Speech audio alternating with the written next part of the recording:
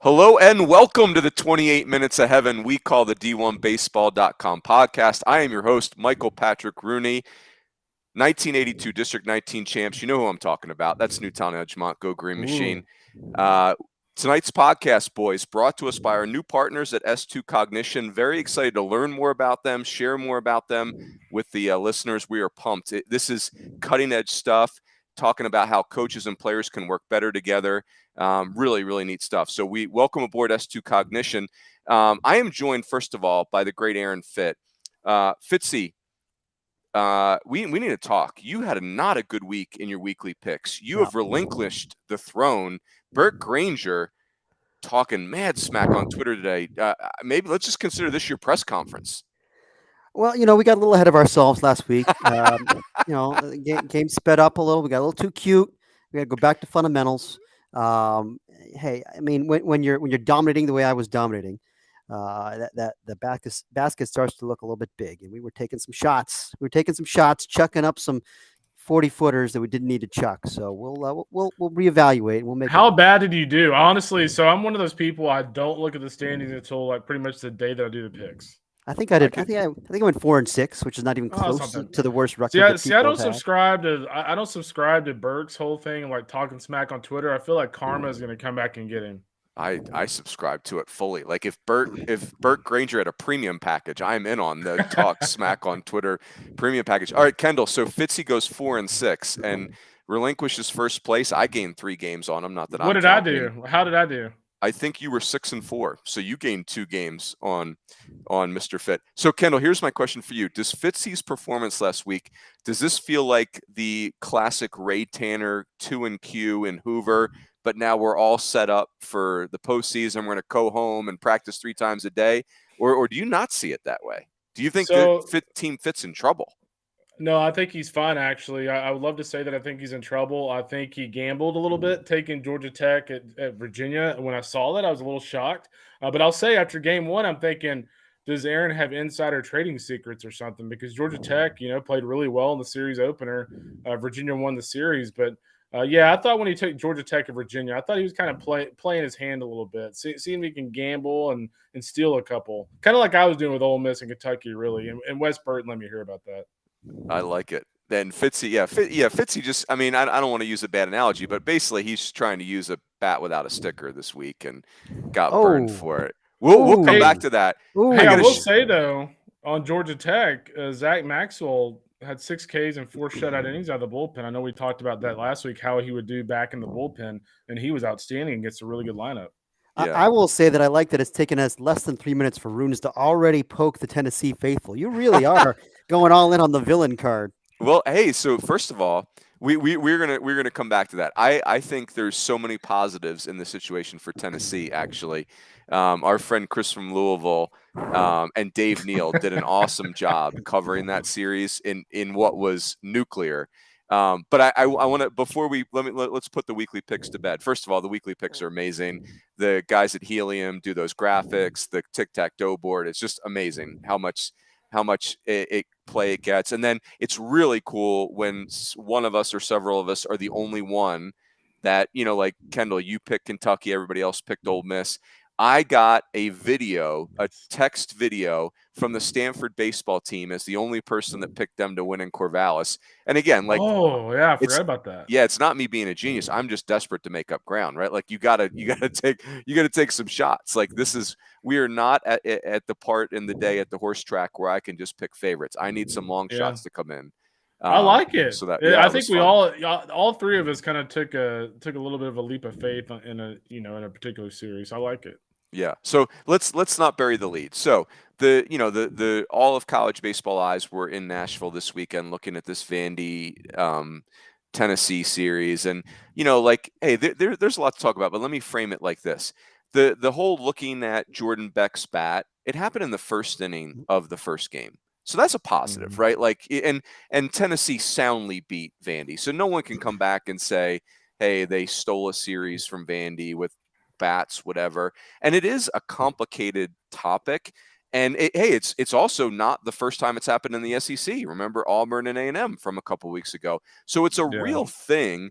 And I think the most beautiful part about it, and then I want to get your guys' take on it, is how Tony Vitello, who has just blossomed in this incredible interview and incredible personality for our sport, how he turns this scenario into a new fictional character named Mike Honcho. Can we just turn all this over to Aaron on this response? Yes. So I would love your guys' take. I've got more opinions on this. I think the bat sticker thing's not going away. It's a real thing in college baseball. But the Mike Honcho thing, like, that is a gift right there. Yeah, so I'll start real quick. I mean, so two trains of thought here. Number one, I'm not believing for a second that like several stickers fell off bats. No. With that said, and were replaced by a random midweek sticker from the game against Yeah. Western Carolina. Like, that doesn't make any sense. It doesn't make any sense. It doesn't make any sense. But I'll say this: all those bats are put through compression testing with the SEC based on NCAA mandated rules. And so, like, I don't think the bats are like juiced or anything like that, because I mean they would have to pass the compression test. It's not like you're pulling the bat. I mean, so where your worst case scenario is that the bat was from a Tuesday game. Well, the bat passed the compression test on Tuesday. I mean, So I think what happened between Tuesday and Friday that would cause the bat to not pass the compression test, 3 or 4 days later? Well, I think, I mean, I don't know the answer to that. I mean, I guess the theory would be that they took an illegal bat and just put an old sticker on it. I don't know. I'm just throwing that out there as like that would be the logical thing. I don't know, but I know this. Here's my problem: is the NCAA process with all this is so murky, and what happens to the bat after they grab it? Right? They test it. We heard they tested it, but then what? They just give it back to Tennessee. I heard some people say that they just give it back to them, whether it's legal or not. Do they destroy it? Like, they don't punish anybody if they find anything. There's no punishment. If you have an illegal bat, you're just called out. Like, that to me seems like not an appropriate protocol for what is potentially, blatant cheating. And I don't know, the whole deal there. I'm not saying that they cheated, but it sure kind of looks like it. And so I just wish we had a better process to deal with all this stuff behind the scenes. I mean, I'm blaming the rules committee or the Division I baseball committee or whoever's in charge of this process. We need more transparency. We need clear rules. We need ramifications if guys are actually caught cheating. I would say this, Fitzy. So there's here's things that I've heard in this scenario that I think could help a little bit. It doesn't fix the problem, but this part I do recall. Like, every player in your program has at least 2 bats, if not 3 bats. They've got BP bats. They've got bats that they've had maybe from when they were an underclassman. There's just bats everywhere in these big time programs. And what I'm understanding, or what I'm being told, is that they don't test every bat in a baseball program, because they would be there for 5 hours testing those bats. So what they do is they test X number of bats, and then, I think the team decides what bats get tested, and then those are the bats that are alive. So it is, I think 2 things are possible, but, okay, so here's one thing. Hey, there's a lot of bats lying around, and you could accidentally grab the wrong bat. That's a thing, right? Like, every player's got multiple bats, and they're not getting every bat tested for the sake of efficiency. The other thing is that, hey, like, there's been the concept of a hot bat in college baseball for years. And so players are not dumb. They know a hot bat when they get their hands on one. So are players keeping hot bats on the sidelines? That's possible. The other thing is, I think I've heard arguments on both sides. Like, I've heard some people say, hey, being called out is a very severe penalty, because in essence, you've forfeited that at bat. Now, my first instinct was like, that doesn't, like, for your first offense, that feels fine. For your second offense, that feels not fine. But it is a big gamble, because it's not like the sticker's hard to see, right? Like, it's not like that's, and Dave Neals, I apparently said that on the air, like, hey, what about, like, when you come to bat, like, just quick glance for the umpire, show them the sticker on the bat. I don't know. That's putting a lot on the umpires. Hey, what about bats that are not tested have to be out of the dugout? I don't know, like, how you legislate that stuff, I think, becomes the issue. But it's a thing now. Let's be honest, it's a thing. It's a real. Now here we are again with the equipment debates. We thought we were past all this stuff. We had all the mess with the rolled barrels and 2000 7 through 10 era, and then we had the BB core standard come in, and we had to talk about equipment again, and then we had to go to the different seam balls and like equipment. It's just like I'm so tired of talking about it, and I thought we were over it all, and here we are again. It's just like people are always going to find a way around the rules. And feels like this is a thing going around in college baseball. You're right, Runes. We're going to hear a lot about this all year long. It's not going away. And the NCAA or the rules committee or, the baseball committee, somebody's got to step in and do something and bring some order to this situation, because it's, I don't want this to be the storyline this year. I just, and we all know Tennessee's the best team in the country, and they just took it to Vanderbilt. That should be the story here. That should be what I want to talk about, is the fact that their pitching is absurdly good. Their lineup is so deep. They defend. They do everything well. They've just swept two of the best teams in the country on the road in back-to-back weeks. Ole Miss and Vanderbilt. And Vanderbilt's good. I mean, Vanderbilt, I still think, is an Omaha caliber team, and they just handed it to them in 3 games, just like they did to Ole Miss. I mean, they're awesome. They certainly don't need any other advantages. And but here we are. That shadow is there now, and it's something to watch going forward. Yeah, I mean, the only thing I will say is, like, I mean, number one, I haven't really heard anything until this past weekend to suggest that they were using hot bats. The other thing too is, I mean, if you look back at the last NCAA postseason, they were hitting tanks left and right, and we all know in the postseason the bats are pretty strictly tested. So, I mean, they were hitting bombs like this, at the end of last year.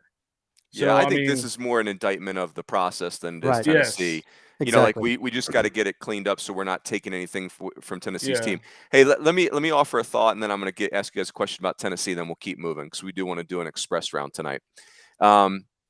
Vanderbilt, I think this helps them. Like, I think because you're right, Fitzy, they have Omaha talent. It's not a vintage Vandy team, but vintage Vandy is a very high bar, but very capable of Omaha. And I mean, it's kind of gut check time for Vandy. Like, Tennessee came in there and you didn't even make them sweat. Like, Tennessee didn't even sweat during that series. It didn't, at least it didn't feel like that way to me. I mean, Tennessee just basically came in there and said, hey, give me your milk money. Okay, we'll see you. It was shocking what they did to Vandy. They allowed 4 runs in 3 games against a team that's a good Vanderbilt offense. I think it's extremely talented and diversified and capable and experienced. And they just shut them down. 4 runs in 3 games. I mean, that's nuts to me. But if you start to look at Vanderbilt's body of work, I mean, it's 3 series losses now at South Carolina versus Tennessee versus Oklahoma State. Series wins that they have: Army, Hawaii, Wagner, and Missouri. I mean, there's not any meat on the bone as far as series wins right now. So we'll look for them to start winning some bigger series going forward. They need to do that because right now it's not very impressive. Kendall, let me throw a question at you. So when we think about dominant seasons, it takes me back to Oregon State 2017. They came to Omaha at 54-4. Now, mind you, Tennessee does not play Arkansas this year. It's not on their SEC slate. Can Tennessee get anywhere near 54-4 on their way into Omaha, or does that just feel like crazy? I don't think so in the Southeastern Conference, but I'll say this: I was talking to somebody today just about that Oregon State team in 17, and I think we all agree if they have Luke Heimlich in Omaha, they'll probably win the national championship. But we all know how that went, and the thing about Oregon State that year is, if you remember, guys, I want to say Oregon State won 16 or 17 one-run games that year. Yeah, it does. I do recall Tennessee's not winning one-run games. Like, they're making Vanderbilt games boring. Like, I'll be honest with you. I had the last 2 days of games at Tennessee Vandy on a quad box, and I bet you I spent 10 minutes watching Tennessee Vandy because it's like Tennessee was in total control from the first pitch of the game on. So, like, Tennessee's dominating people. Oregon State won a lot of one-run games. So, I actually think Tennessee is probably a better team. I think the thing for me, too, when I look at UT is, we talk so much about Drew Beam and Chase Burns. Chase Dollander right now may be their best pitcher. Like, his stuff has been outstanding. I mean, it was phenomenal against Vanderbilt. I mean, that was the best he's looked all year. It's 3 aces. That's the thing. Like, every week it can be different. Like, they have 3 legit Friday night guys. I mean, Drew Beam pitches like a 26-year-old in AA. I mean, it's just comical how mature his approach is. I'm not ready to say they're better than a team that went 54-4, even though that team didn't win at all. But I do think right now, on paper, they look like a more complete team than Arkansas was last year. And Arkansas won every weekend up until super regionals and had what was, in my eyes, one of the most impressive regular seasons we've seen in the last 20 years. I mean, right there with Oregon State. And they did in the SEC. Now, Arkansas played a tougher non-conference schedule, so they had a few more things to hang their hat on. But boy, I mean, Arkansas, as we've talked about, didn't have the kind of starting pitching that Tennessee has. So they look like they got a chance to do something really special this year, no question. Yeah, let's we'll continue the Tennessee conversations clearly, but the one thing just to put to bed the Oregon State conversation, like there were 4 first-round picks in that lineup, like that's like bonkers beyond bonkers. Like how many big leaguers do they have? So they had Larnick's a big leaguer. Everybody but Grenier, right, is up yet. Or Adley Rushman technically is not up. Stephen Kwan, I think, is going to be on a big league roster. That's right. How about that, Kwani? Oh, he was so. That was a Pat Bailey find. Apparently, they weren't going to offer him, and Bailey went to see him and like told Pat Casey like we've got to have this guy. And like a week later, they offered him, and he was a Beaver. I think he was going to go to Cal Poly. And he was also a Connor Glassy sign, my former coworker. Oh, really? Scouting for the Indians up in the Pacific Northwest. He signed him. I think it was a 5th round too, which at the time maybe raised some eyebrows. But look at this. This guy's a big leaguer. It's pretty awesome. That's awesome. Love it. That is awesome. He was great. Boys, let me just share this with Arkansas. I had the Friday night game against Mississippi State. I left there thinking this. I love Arkansas's team. I love it. I love their team.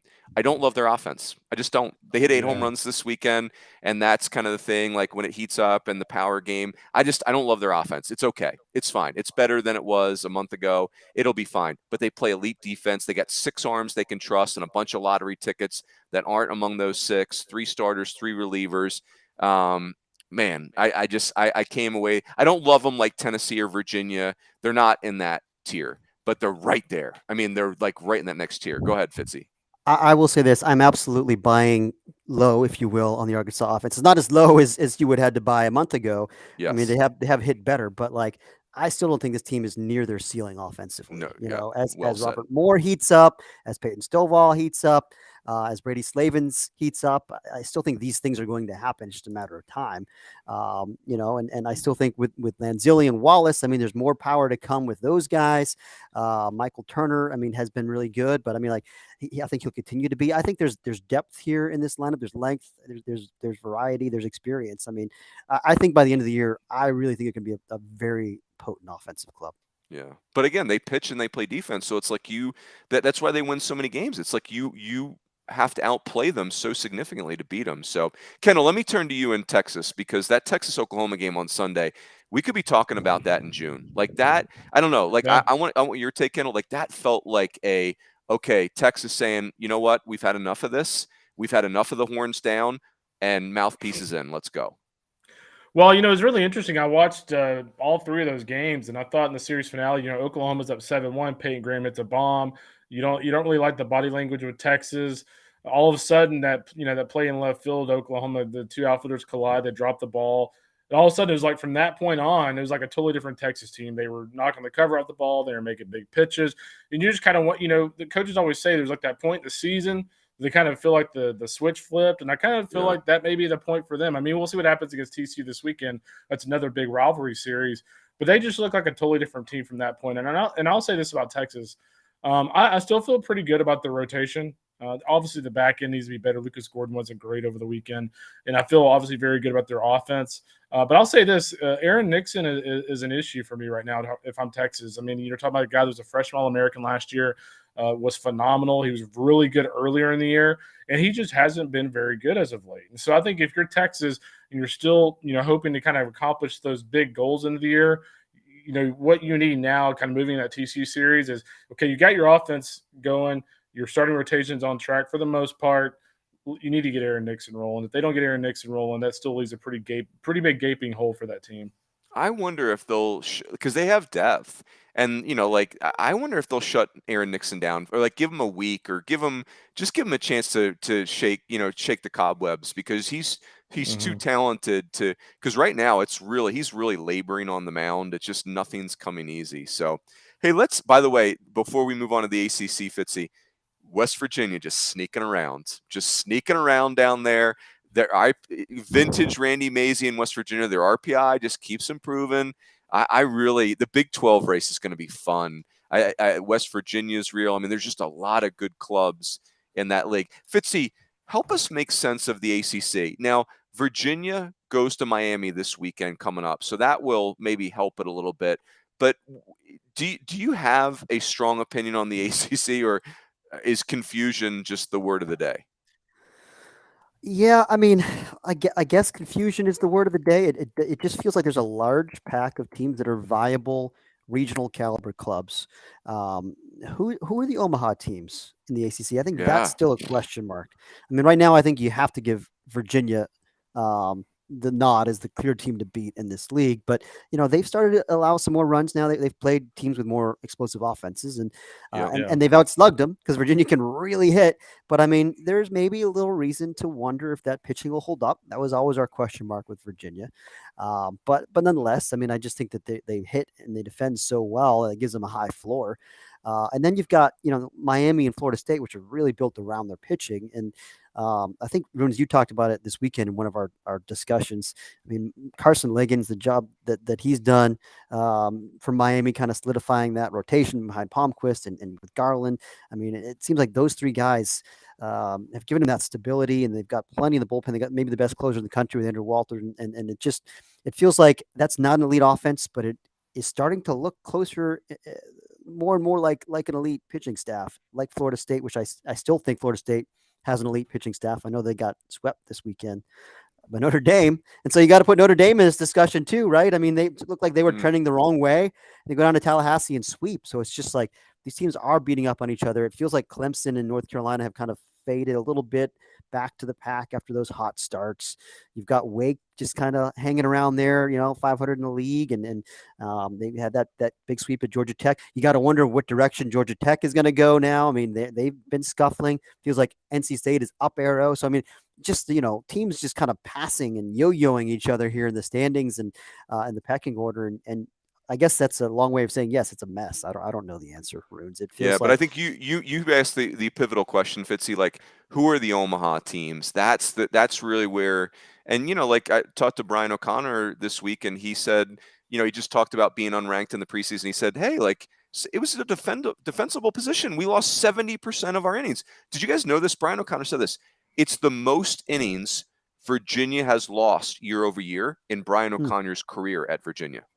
So It's like, like that's, and like to your point, Fitzy, was their pitching getting nicked up a little bit last week? And is that a Georgia Tech thing, or is that a Virginia thing, or is it somewhere in the middle? So, it's confusing. Hey, Kendall, let me have you take us out west. So UCLA is starting to make some noise out there. Now, it does sound like Thatcher Hurd might be out for a little bit, and that's a big loss. Like, talking to Chip Hale of Arizona, he said, man, that kid's a big leaguer, and there ain't no doubt about it. Now, they did get Gage Jump back, or, the highly touted freshman. He's pitching. Looks like Kyle Karros, the position player of the Karros brothers, is back. That's positive. What's your take on the Pac-12 right now, KR? UCLA is really intriguing to me, and I think, when I saw them at Shriners, we ended up ranking them the week after, or was it a week and a half after, because they were really impressive there. They pitched at a very high level. They defended.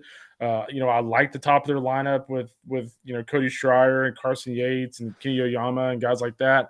And they had a nice bullpen. They had nice bullpen pieces. And, the thing about UCLA is, Jake Brooks, it was kind of what they were lacking last year at the front of the rotation. Jake Brooks has been outstanding at the front of that rotation. I mean, it's just like every single week he's putting up, 6-7 innings, giving up 2 or 3 runs and, 6 to 8 strikeouts every single week now. So they've established a frontline ace. I think that takes a lot of pressure off that pitching staff. And, obviously, losing Thatcher Hurd would be huge for them. But, Kelly Austin's been good for them.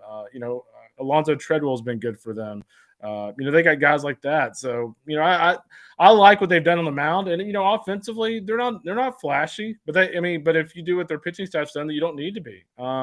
I think for me, Arizona continues to impress. I mean, obviously they had a tough weekend a couple weekends ago against UCLA, but they respond with a series win over the weekend. I think Stanford obviously is back in the discussion.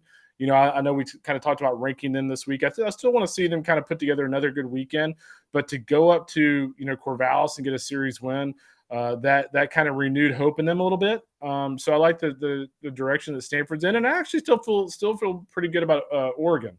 I thought for the most part, Oregon's pitching staff gave them a chance over the weekend. They didn't lose because of their pitching. And so the fact they pitched better, I thought was encouraging. I think Oregon will hit against other teams. And so I actually still feel pretty good about Oregon. So nothing's really changed for me in the Pac-12. Like, I actually really like the top half of that league. Yeah, it feels like there. Go ahead, Fitzy. Go ahead. Feels like there are 5 teams there that I feel very safely will probably wind up being regional teams. And right now, you look at Stanford; they're 14-9, they're 6-6, and you say, "Is that a regional team?" Yeah, they're a regional team. And it's a regional team that could make a deep run.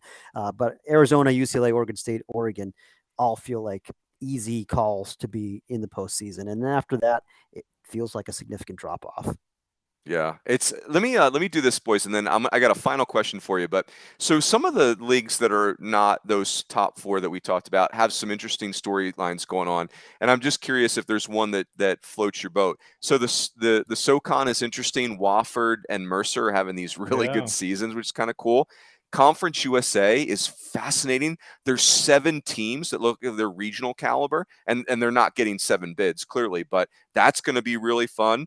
The Big West, I mean, Santa Barbara's just been lying in the weeds. And then how about Larry Lee and Brooks Lee and Cal Poly just making a run from the back, and they're playing great. I think they've won 11 of 12. They're going to have to win the regular season, though. Yeah. We mentioned the RPI, not very good in the Big West. The Big Ten, Rutgers, can they actually win this league? I mean, they're off to a killer start, 21-6. And then the ASUN is another one that's fascinating. Florida Gulf Coast and Kennesaw State playing really well. Liberty plays both of those clubs in the next 2 weeks. How about Liberty's next 8 games? Virginia, Florida Gulf Coast, Virginia Tech, Kennesaw State. Like, Liberty's next 8 games are kind of make or break time. And Liberty's leaking oil right now. They just lost a series to Jacksonville, and they have some injury issues, and so that's a big weekend up there in Lynchburg against FGCU, which is playing well. They just won that series against Kennesaw. Yes. Hey, boys, this will be a perfect way to end this short podcast. So the Nerdcast. So 2 things. Do we have a date for the first Nerdcast? And when is it? This week? Tomorrow night. Yes. Okay. So you've answered my second question, I think. But here's my second question. Hey, I'm just an average fan. Mike Rooney, just an average fan over here, loves the Nerdcast. Long-time listener, first-time caller. Mike from Glen Olden. Mike from Clifton Heights. So Mike from Clifton Heights wants to know, when should I start looking at RPI? Do you have any guidance there? It's starting to look better. Yeah. It's definitely starting to look. So what we typically do is we'll do the first projections for the mid-season report Wednesday. We skip a week, and then we go after that. I feel like 2 weeks from now is a pretty accurate. Like, teams aren't gonna drop 35 spots at that point. Like April 18th. They may drop, but they're not dropping 35 spots and stuff like that like they are now. All right, I like that. April 18th. Fitzy, what do you think? I think you still will see plenty of volatility to 35 spot swings. I do, even after 9 weeks, but I still think, that's a good target after week 9. I feel like week 7, every time we do our projection, the RPIs are always funky, and we're like, well, right now Dallas Baptist is number 2 in the RPI, but we're not going to put them in the top 8 national seeds in this projection. So, like, how much can you really look into? 13. Yeah. How much can you really place? I mean, I still think it's not worthless, because we're starting to see some trends develop on a league level. I think that's where it's useful, is to see which leagues are in trouble from an RPI standpoint. But as far as the individual teams go, I mean, I won't even, besides the projections tomorrow, I won't even look at it until week 9. You know what's really interesting is the Big 12. We mentioned some of these other conferences, but the Big 12 has 7 teams in the top 50 right now in RPI. They have 2 teams outside the top 50. It's awesome. Crazy. Yeah, really good for them. So, I am fired up. You guys made my night that the first Nerdcast is coming out this week. Let's go. And the Big 12 is a league that has had RPI issues in the past. Remember, they've had the dead week in the schedule where they've had to fill in with whoever they can get, and it's a lot of cases it's dragged them down. It feels like as a league they really made in fact, I know this, at their coaches meetings, they all gathered together and said, hey, we got to do a better job scheduling. We've got to fix our RPI issues, and it feels like they've kind of figured it out the last couple of years. Yeah. But by the way, can I just note that we're all wearing blue in honor of Kansas versus UNC? Well, speak of the devil. You've picked your side, Runes. You've picked your side.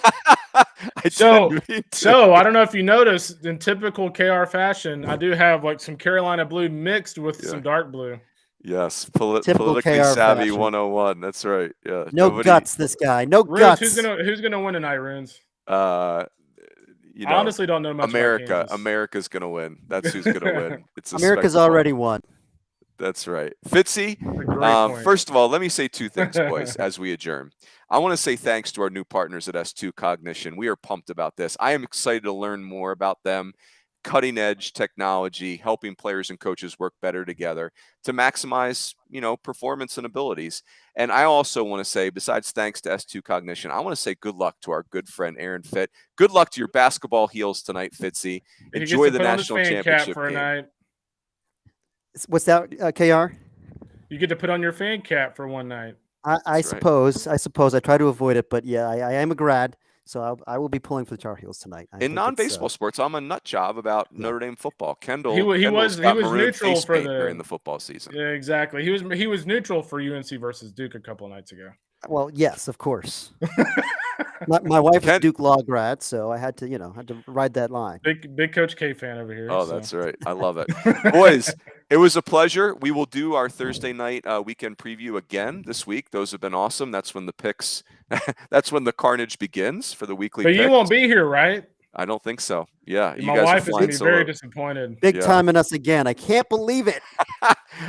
I got my hands full officiating a wedding. Well, God knows that. Yeah. I'm going to need one of those quarterback wristbands. I want to renew my vows and have you officiate my wedding. All right, done. I would do that. That would be awesome. My pleasure. You need to get your priorities straight, Runes. You can. I think you should be able to do both. Officiate the wedding while you're on the podcast. I've seen you. I've seen you juggle responsibilities. You can pull this off. Right. Tonight's weekend preview brought to you by Jamie and Allison's wedding. NS2 Cognition. That's it. We're getting loopy. Fitzy, good luck tonight. We will catch everyone Thursday. Have a great week, everybody.